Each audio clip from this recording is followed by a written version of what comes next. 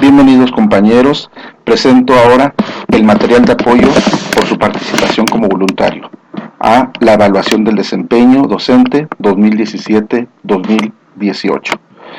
Primeramente, vamos a abordar de manera general los criterios para la evaluación del desempeño del tercer grupo, así como de los insuficientes en su segunda y tercera oportunidad. ¿Cuáles son los sujetos que participan? Pues el personal que tenga funciones de docente, de dirección o supervisión, del sostenimiento federal, federalizado y estatal, y los niveles que participan es desde preescolar, inicial, educación primaria, educación especial, secundaria y educación física. ¿Cuáles son los requisitos?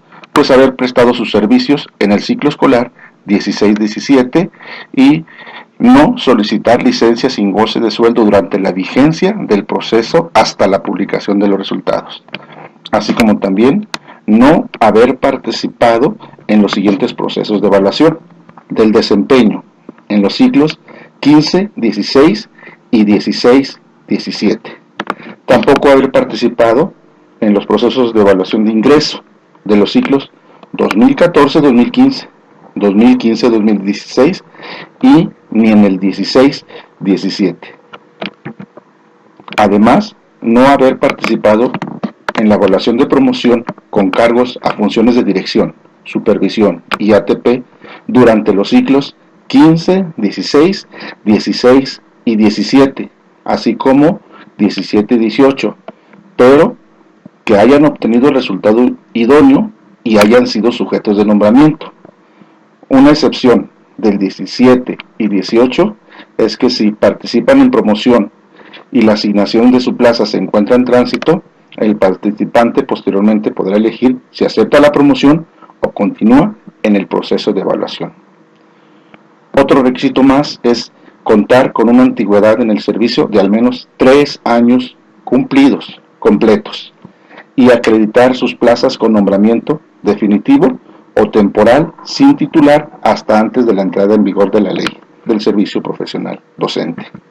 A continuación, les dejo la conferencia de la maestra Silvia Smelker, anteriormente consejera presidenta del INE, donde hace el replanteamiento del modelo de evaluación del desempeño.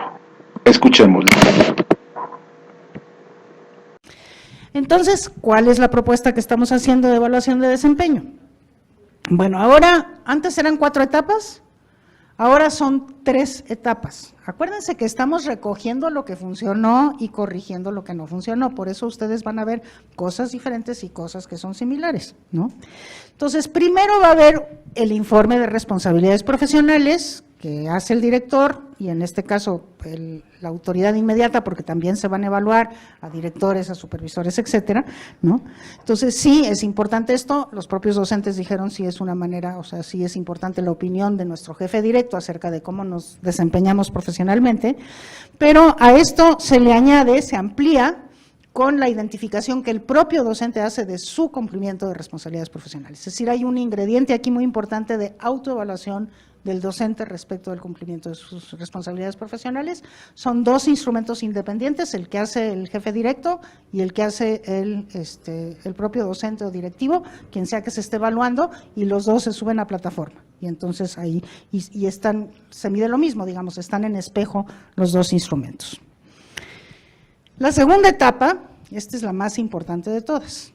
La segunda etapa se lleva a cabo en la escuela y consiste en el desarrollo de un proyecto de enseñanza. Hay una planeación didáctica que lo que hace es planear cómo se llega a un aprendizaje esperado en alrededor de 3 o 5 sesiones de clase, se planea eso, ¿sí? Se implementa eso que se planea, es decir, se lleva a cabo en el aula, de esa implementación se derivan evidencias. Esas son las evidencias sobre las cuales se reflexiona, y ese conjunto de cosas desde la planeación, que desde luego incluye un diagnóstico del contexto de la escuela y del grupo, ¿no? No se puede planear sin un diagnóstico.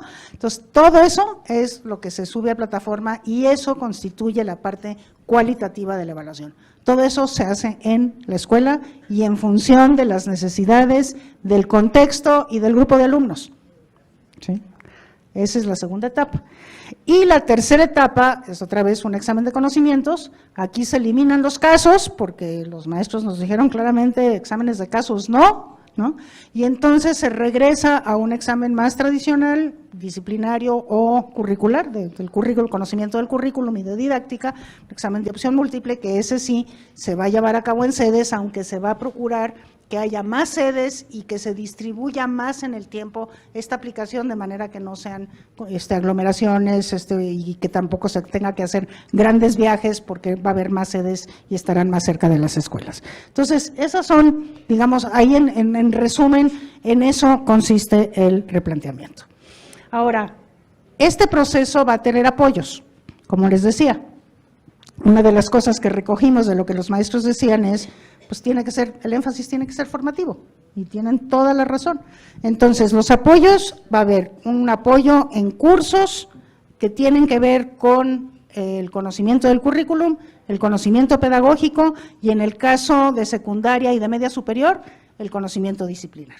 Son cursos que ahí van a estar disponibles, no es obligatorio tomarlos, pero los maestros van a tener acceso a estos cursos antes de presentar el examen, ¿no? Segundo, para elaborar este proyecto de enseñanza que se va a implementar y además se va a recoger evidencias y reflexionar sobre ellas, habrá un curso también virtual que acompañe al maestro en este proceso. No es un curso para poder responder el examen, es un curso de cómo se planea. Y el maestro lo que tiene que hacer es aplicarlo a una planeación específica, ¿no? Pero bueno, lo bueno del acompañamiento es que fortalece su capacidad de responder a la exigencia de la evaluación, pero además lo forma más en planeación. Todos los maestros están formados por en planeación, pero esto fortalece la formación en planeación. Y desde luego, después de la evaluación, pues habrá como a la fecha, hasta la fecha, la formación continua que se deriva de lo que la propia evaluación identifica como debilidades o áreas de oportunidad. Una formación continua en ese sentido. A ver, veamos entonces uno por uno. El informe de responsabilidades profesionales, por parte de la autoridad escolar, es este informe que viene ampliado con la identificación que hace el propio docente de sus fortalezas y de sus espacios de mejora en este proceso de cumplimiento de responsabilidades profesionales. El objetivo de este instrumento es identificar la percepción de los docentes y de los directivos escolares sobre el cumplimiento de las responsabilidades profesionales orientados al bienestar de los alumnos, al funcionamiento eficaz de la escuela y al vínculo con los padres de familia y la comunidad. Recuerden esos aspectos del perfil que tienen que ser evaluados y que son cubiertos con este instrumento. Entonces, estos son dos instrumentos administrados en línea. El docente o el directivo y su autoridad superior inmediata podrán responder los cuestionarios que estarán disponibles durante todo el periodo que comprende la evaluación, que vamos a ver ahora es un periodo largo.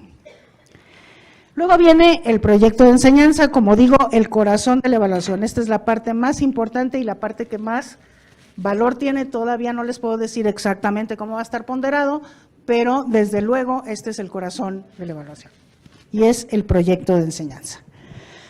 Esto lo que permite es formalizar algo que el docente tiene que llevar a cabo siempre. O sea, todo docente tiene que planear y todo docente tiene que implementar lo que planea y tiene que revisar cómo le fue a sus alumnos, tiene que reflexionar a partir de esos resultados que tuvo para después poder mejorar de manera continua su práctica. No es algo diferente a lo que el maestro tiene que hacer, es algo que el maestro siempre debe de hacer, planear su clase, ¿no? Entonces, lo está formalizando, es decir, le está pidiendo al maestro que sistematice eso que siempre tiene que hacer para que pueda dar cuenta de ello, pero no es algo diferente a lo que ya hace. Y desde ese punto de vista se considera pues una evaluación auténtica porque está realmente acompañando al docente en su actividad ordinaria y está llevándose a cabo en su realidad específica. Entonces, esa es la planeación didáctica. Entonces, esta planeación tiene 3 momentos. El primer momento es prácticamente el momento de planeación didáctica. Y como decíamos, lo primero que se hace es el diagnóstico. Y este diagnóstico describe el grupo, describe el entorno las características sociodemográficas y culturales del contexto escolar, familiar, sociocultural y, como decía, las características de la escuela y del grupo. ¿Por qué?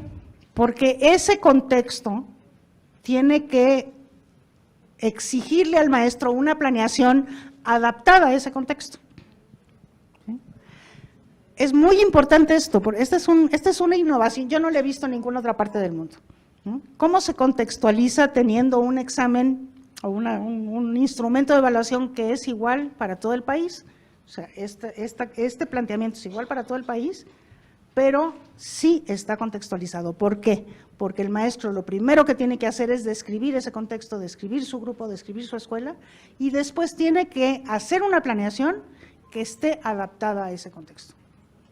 Tiene que demostrar que está adaptando su planeación a ese contexto, que está tomando elementos del contexto, que está, organizando sus actividades de tal manera que ese contexto sea relevante. Y a la hora de calificar, los evaluadores que califican estarán especialmente formados para calificar si el docente está siendo capaz de que su planeación esté adaptada a su contexto. Y esa es la manera como se contextualiza. Es decir, es el propio maestro el que está contextualizando. Pero una parte muy importante de la evaluación es si efectivamente el maestro tiene esa capacidad de adaptar a su contexto. Y esto también nos ayuda a que las planeaciones no se puedan comprar, porque por ahí ustedes están conscientes de que surgió un mercadito de planeaciones, ¿verdad? Y entonces aquí yo le vendo la planeación y esa es la que usted… Aquí no se puede porque nadie va a saber cómo son sus alumnos. El contexto específico pues es de cada comunidad, tendría que haber tantos planes como comunidades, ¿verdad? Entonces, no, se va a saber luego, si no fue el maestro quien hizo una planeación adaptada a ese contexto que él mismo describió.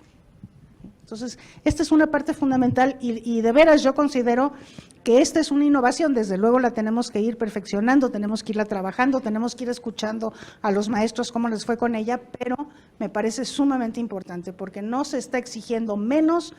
El problema de contextualizar, ¿no?, es que podamos llegar a exigir menos a aquellos que están en contextos con mayores dificultades, ¿no? Y que se diga, no, pues como tus alumnos son pobres, te voy a exigir a ti menos.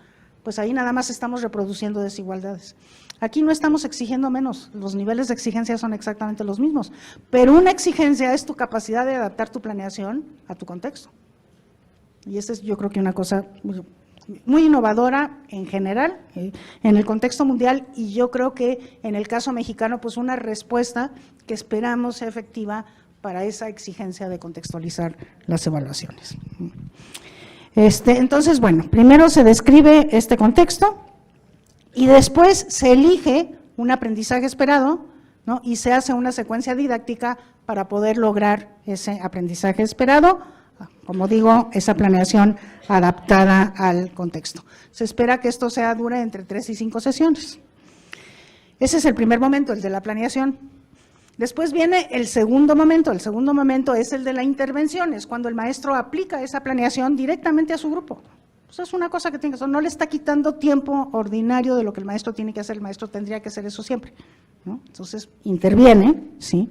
Y entonces, al intervenir, pues los alumnos están haciendo las actividades, están generando materiales, hay una serie de cosas que se pueden utilizar como evidencias de aquellos resultados que tuvo el docente de su intervención planificada, ¿no? Y entonces esas evidencias, que otra vez eran de los 2 alumnos que sí lograron los objetivos y de los 2 que no lo lograron, bueno, ¿por qué no lo lograron? Y a mí cómo me cuestiona eso para modificar mi práctica futuro, que esa es la reflexión que hace. Entonces, los evaluadores van a evaluar la planeación y van a evaluar la reflexión. Y las evidencias son el referente para saber si efectivamente el maestro está evaluando, está reflexionando sobre esas evidencias, ¿no? Entonces, por eso se llama una evaluación auténtica. Está ocurriendo en el lugar en donde tienen los hechos, es algo que el maestro siempre tiene que hacer, está tomando en cuenta de manera muy importante el contexto que el propio maestro está describiendo, y tenemos evidencias como resultado de una intervención sistemática, planificada, que al maestro le generan una serie de reflexiones sobre su propia práctica. Que esto es algo que tiene que ocurrir todos los días, nada más aquí lo estamos formalizando. Bueno, y el tercer momento es justamente esta reflexión sobre la práctica a partir de las evidencias recogidas. Entonces, todo eso el maestro lo sistematiza, va a haber una serie de normas de qué tan grande tiene que ser esa sistematización, de qué tan grande la planeación, etcétera, de cómo las evidencias, qué tipo de evidencias tiene que recoger. Se están ya preparando las guías para cada uno de estos momentos, que van a estar disponibles pronto en la página, y entonces, bueno, pues, sí, según esas guías y esas normas, pues ya se sube ese ejercicio completo de planeación hasta la reflexión a una plataforma y después será evaluada de manera cualitativa con una rúbrica. ¿Qué es lo que se va a evaluar? Los evaluadores van a estar formados para tomar en cuenta ¿qué? En este proceso, ¿no? Bueno, primero su capacidad de reconocer el contexto en el que está operando, las características socioculturales, sociodemográficas de la comunidad en la que trabaja o del entorno en el que trabaja. Que sea capaz de diagnosticar las necesidades de su grupo, es decir, identificar a sus alumnos, todo grupo es diverso, tenemos que saber esas diversidades cómo juegan en una planeación, yo tengo que atender a todos los alumnos, pero no a todos igual, ¿verdad? Después, la planeación acorde al grupo y al enfoque de la asignatura o del campo formativo, también acorde al contexto, como ya dije. Luego, el desarrollo de situaciones de aprendizaje de acuerdo al contexto de la escuela, el análisis de los resultados de la implementación a partir de las evidencias del trabajo de sus alumnos y la reflexión sobre su práctica docente.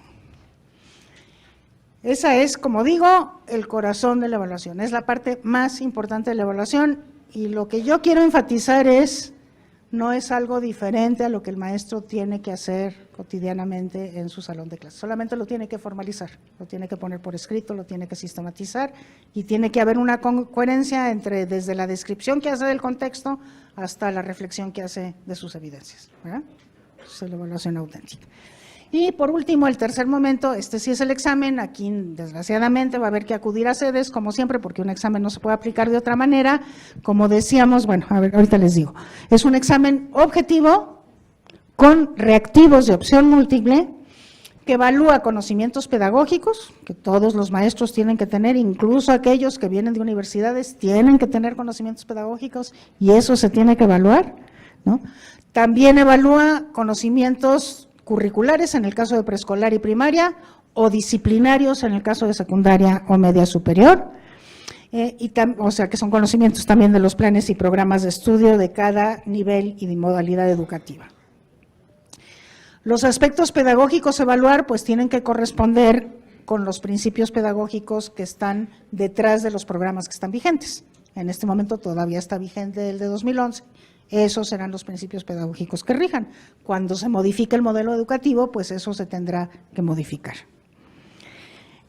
Los docentes que consideran que necesitan apoyo para poder responder a estos exámenes podrán participar en el programa de fortalecimiento y actualización de conocimientos pedagógicos, disciplinarios o curriculares. Antes de presentar el examen, habrá una oferta de cursos en este sentido y será voluntaria la presentación de estos cursos. Y los docentes que consideran que no tienen que cursar nada, o sea que están bien formados para poder presentar el examen, no es obligatorio que se presenten. La formación continua, ¿no? Este apoyo que yo les decía que va a estar asociada a la evaluación de desempeño. Se decía que la idea es ofrecer formación antes, durante y después de la evaluación del desempeño, esto con el fin de seguir formando a los maestros de manera continua, ¿no? Tanto en sus conocimientos propiamente pedagógicos como en sus conocimientos curriculares o disciplinarios y en sus competencias didácticas. Y también habrá ese es el propósito y entonces habrá una oferta para todo esto. Y también habrá, como decía ya, un curso que acompañe el proceso de planeación del proyecto de enseñanza, de la planeación del proyecto. Y aquí esto consiste en una formación secuenciada que va a apoyar la elaboración y el desarrollo del proyecto de enseñanza. Va a haber un curso en línea, pero además va a haber manuales que describan en detalle los aspectos a cubrir desde el punto de vista del contenido y del procedimiento para su entrega en la plataforma digital. El siguiente cuadro, la siguiente lámina, lo que nos muestra es cómo es la temporalidad de esto. Entonces, primero tienen ustedes esta flechita de acá que lo que muestra es que va a haber un proceso de, ¿sabes qué? Regálame tantita agua, ¿no? Va a haber un proceso de formación previo a todo el proceso de planeación. Entonces, ahí hay un programa de, gracias. Un programa de fortalecimiento y actualización en conocimientos pedagógicos, disciplinarios o curriculares según el nivel. Después empieza propiamente el proceso de elaboración del proyecto de enseñanza. Este proceso dura 8 semanas. Eso es bien importante hacerlo notar, o sea, no es un proceso de una sola vez que voy a la escuela y en 3 días veo cómo estás. El proceso dura 8 semanas, aquí está. Y durante esas 8 semanas habrá un curso, como ya decía, que acompaña este proceso, ¿sí? Un curso en línea con un manual, y el maestro entonces tendrá que elaborar primero el diagnóstico, después tendrá que hacer su planeación, hará la intervención, que le tomará 3 a 5 clases, y entonces esas 3 o 5 clases pueden ser en 3 o 5 semanas distintas, ¿sí? Por eso dura 8 semanas, y al final recoge las evidencias y elabora el texto de reflexión sobre esas evidencias. Y una vez que ya haya completado todo esto, entonces lo sube a plataforma en ese periodo de 8 semanas que va a empezar a correr a partir del mes de, bueno, iniciando el ciclo escolar, a partir del mes de septiembre. Al mismo tiempo y en paralelo, cuando el maestro considere necesario y el director pueda, en ese periodo de 8 semanas, se suben el informe de cumplimiento de responsabilidades profesionales, tanto por parte del director o del jefe directo, como por parte del docente o de quien esté siendo evaluado, ¿no? Y después de eso vendrá la etapa en sede, que es la etapa de los exámenes de conocimientos a los que ya me referí. Entonces, ese es el proceso de evaluación. Como ustedes ven, es un proceso complejo, pero pues la práctica docente es compleja, es lo que siempre hemos dicho, no podemos evaluar con un instrumento sencillo una práctica que es compleja. Entonces, este es el proceso que se está evaluando. Y en la siguiente lámina lo que tenemos es una comparación entre lo que fue el modelo 2015 y lo que es ahora el modelo 2017. Ahí podrán ver ustedes las cosas que se modifican y las cosas que se retoman, las dos cosas ocurren, ¿verdad? Y entonces, si bien antes había 4 etapas, ahora solamente hay 3 etapas. En la primera evaluación, si ustedes recuerdan, en el 2015 primero se recogían las evidencias y después se hacía la planeación. Eran 2 procesos que estaban totalmente separados, no estaban articulados para nada. Las evidencias podían ser de una cosa, la planeación podían ser de otra. Ahora eso se corrige, se hace un solo proceso que esté totalmente coordinado y que sea completamente coherente. El otro cambio es que el informe de responsabilidades profesionales ahora tiene una autoevaluación, hay un elemento adicional de autoevaluación del docente mismo, y el examen, como ya decía, también se modifica, ya no es un examen de casos, ahora es un examen nacional de opción múltiple.